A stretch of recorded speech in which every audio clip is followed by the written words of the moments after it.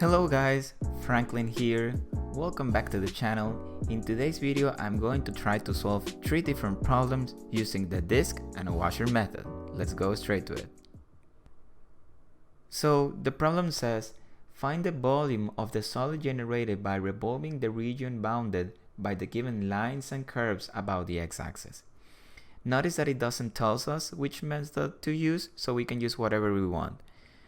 Now, the first problem says, which is letter A,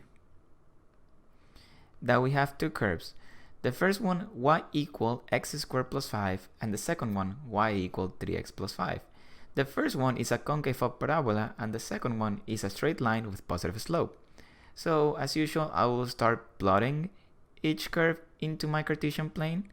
The first curve is going to be my parabola, x squared plus 5. And the second one is going to be my straight line 3x plus 5. Each function intersects at two different points, which we can calculate by making each function equal to one another and solving for x. X has to be equal to 0 or x has to be equal to 3.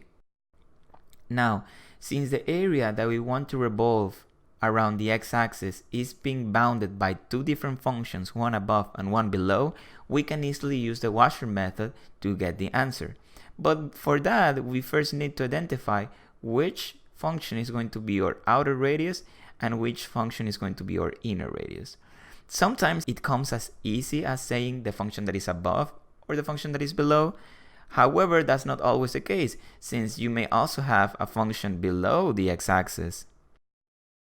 And in this case, your outer radius is going to be given by your function below. So it really depends on the reference that you are using. Always think of inner radius as the shorter distance from the given axis. In this case, it's easy to see that the parabola has a shorter distance. So that function is going to be my inner radius. In the other hand, the straight line has a longer distance from the x-axis, therefore is going to be my outer radius. So let me label it Rx and lowercase rx.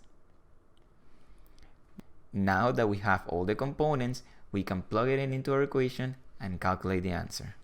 So the volume of this solid is going to be pi times the integral from 0 to 3 of my outer radius squared minus my inner radius and squared. Let's speed things up. And we're left that the final answer is 387/5 pi cubic units. Now let's go with the next problem. In problem B, we have three lines. Y equal 3x, y equal 3, and x equals 0. The area bounded by these curves is in light blue, and we graph them in our Cartesian plane. The next step is to identify the bounds of the interval. The lower bound is easy to calculate.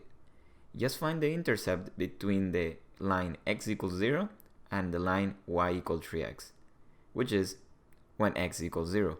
To calculate the upper bound, equal the lines y equals 3x and y equals 3, and solve for x. After dividing both sides by 3, we obtain that the second intercept occurs when x equals 1. Now we have our bounds. To identify the outer and inner radius, remember that the inner radius is a function closer to the axis of rotation in the given interval. In this case, the line y equals 3x. The outer radius, in the other hand, is the function further from the axis of rotation. In this case, it is the line y equals 3. With all the elements, we can proceed to calculate the volume of the solid with the washer method. It is given by pi times the integral from 0 to 1 of our outer radius squared minus our inner radius squared dx. The rest is simple. Let's speed things a little bit up. Finally, we obtain that the volume is 6 pi units cubed, and we're done. Now let's go with the final problem. Finally, we have problem C. In this problem, we have three curves. As usual, let's start by drawing the curves in the Cartesian plane. First, we have secant of x. But before drawing the actual curve, I will draw its asymptotes, which are at x equal plus minus pi over 2. If you have trouble remembering how the secant looks, here goes the tip. Draw the cosine function first, and whenever the cosine is 0, there goes a vertical asymptote. And between the asymptotes, draw an U-shaped curve that touches the highest or lowest point of the cosine function.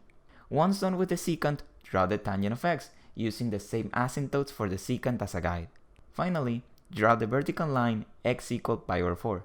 The area bounded by the curves is in light blue. The lower bound is trivial, it is pi over 4. However, the upper bound is not. You can try making secant equal to tangent and solving for x. However, what you end up getting is that both curves intersect when x equal pi over 2. However, we know that tangent nor secant are defined when x equal pi over 2. Therefore, we are dealing with an improper integral. So if we want to use pi over 2 as a bound, we have to use its left limit instead. As I said before, the inner radius is a function that is closer to the rotation axis.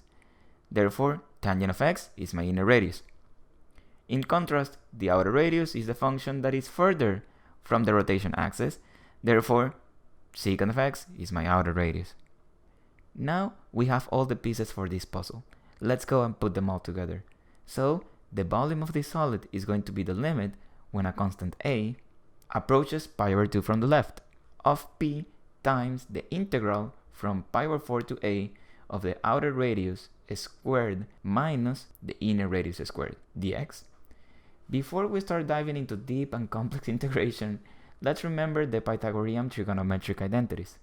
First, we have that sine squared of x plus cosine squared of x equals 1.